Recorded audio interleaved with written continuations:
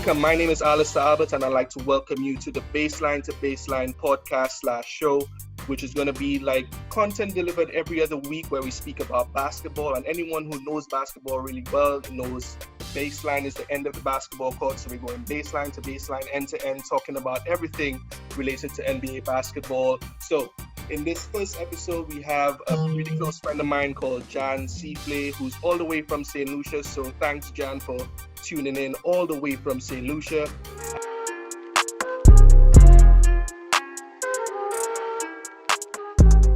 Kind of going to get a little more into you and basketball specifically. You mentioned you are from Canada, assuming that the Raptors were like your team. What do you see now about this team versus when you saw it when as an expansion team starting out in the 90s? You know, what's kind of shocked you about them or nice to see? Well, interestingly, the Raptors were not my original team because when I was a young lad, there was only the Toronto Maple Leafs ice hockey. A few observations to be made, I think, from what has kind of transpired so far. But before we get into playoffs talk, I just wanted to know if you guys had noticed anything about the lottery last night. The NBA conducted its NBA lottery. And for those of you who don't know what the lottery is about, it's the NBA teams drafting younger players coming from college and elsewhere around the world, you know, replenishing their teams with youthful talent. And the draft was conducted last night virtually. And, you know, some very interesting results coming out. We have the Timberwolves with the number one choice, getting to choose first the Warriors, Hornets, then the Bulls, and the Cavs rounding out the top five. So what did you guys think when you saw the results coming out? I'll start with you, Devin. Rich get richer. Coming up next on episode 11 of Baseline to Baseline with Alister Albert, we'll be talking with Eustace Mann, the father of guard and forward of the Los Angeles Clippers, Terrence Mann. Terrence is naturally talented. Right. So he plays football and he plays baseball also. Oh, does he? Okay, cool. Yeah. What was it like for you guys as a family going through that whole draft process? It was hectic. It was nerve-wracking. It was exciting. It's a lot of prayers. I prayed a lot. Right. You know? Yep. This guy and he's like, yo, where you? I say, I'm on the street driving. He said, yo, you're on the street and your son going off? We'll be discussing with Eustace Terrence's upbringing in sport, the whole family's experience of dealing with the NBA draft in 2019. So stay tuned. It's going to be a really informative and fun episode for anyone who's interested in that sort of thing and wants to know a little more behind the scenes about Terrence Mann and his journey into the NBA so far. So stay tuned. Episode 11 coming right up.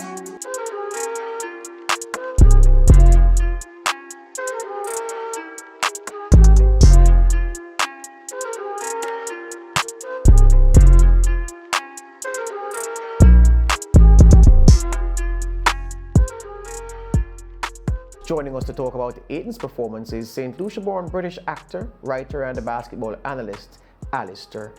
Alister, is it Albert or Albert?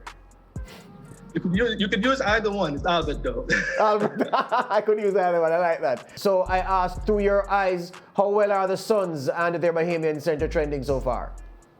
I think they've acquitted themselves really, really good. And I think for DeAndre Ayton, he's shown that, you know, he's growing like really, really quickly. He's been thrown into the fire into these playoffs for the first time in his career, and he's showing that, you know, he can be a man amongst boys. To your question about Chris Paul, you know, he's come in and shown that he's the leader that he always was, from Wake Forest when he was in college, when he came over to the New Orleans Hornets and drafted there, when he moved over to the Clippers. He was that guy to bring stability and to manage the game in a way that's like an extension of the coach on the court. So CP3 has brought this level of stability that, you know, I think is really useful for a young team, you know, that cannot just rely on Devin Booker to do everything. Because once the defenses load up on Devin Booker, that's kind of it. He could get his points, but he needs someone to kind of facilitate the ball to him. And Chris Paul has been able to do that. We take the coaching tactics from Monty Williams and apply them on the court, and they've been able to just kind of run away with it.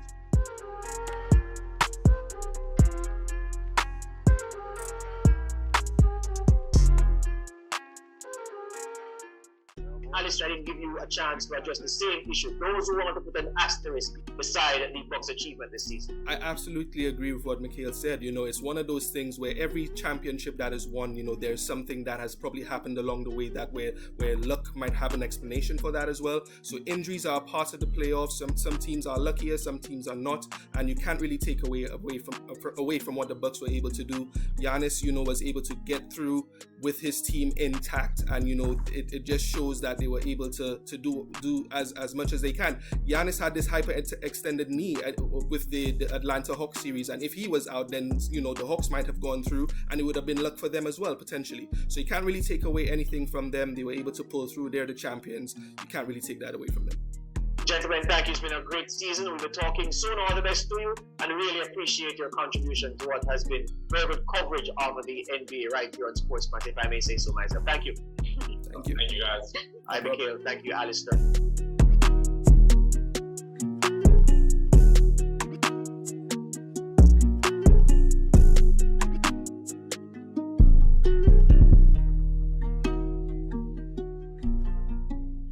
What will happen when these two lock horns?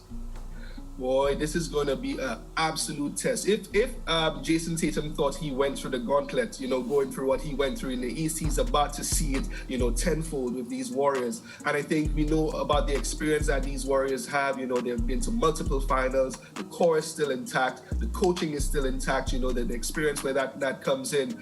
And, they're going to have to be ultra disciplined in this matchup because, everything that they faltered in these series in the Eastern Conference Finals, they can't afford to replicate it against the Warriors. Their turnovers, we had a lot of discussions and talk about the turnovers from Jason Tatum and Jaylen Brown at certain points in the series where they were very lucky to escape with the wins that they did. The Warriors punish people for their turnovers with quick transition freeze, and then it becomes too difficult to climb at that point. Where you said Golden State Warriors in 6. Now for me, the Celtics has shown time and time again that they are able to bounce back, and whenever we think that they're done for, they just rise again from the ashes. So is it that you're ruling them out completely and you don't think that this will go to a Game 7? I don't think it will go to a Game 7, and as a matter of fact, even to kind of push that further, this could even be a bit disappointing for most people and could even end in 5 if you see the Celtics don't play their cards properly. But right. I would say 6. Just to be conservative, I'll keep it at 6. But if the Celtics don't play their cards properly, this could end really early. And again, is from what George was saying in terms of everything that the Warriors have. I think the Celtics, they haven't come across this in these playoffs. They're a team that were kind of built, and they played against teams that are very half-court heavy. And not really great on the perimeter. The Nets, they were able to oust them really quickly. The Bucks missed Chris Middleton, and they're not really a great three-point shooting team. And we saw what happened with the Heat. Even coming down to the last few seconds, they couldn't make a three-point shot to save their season. The Warriors will not be in that position.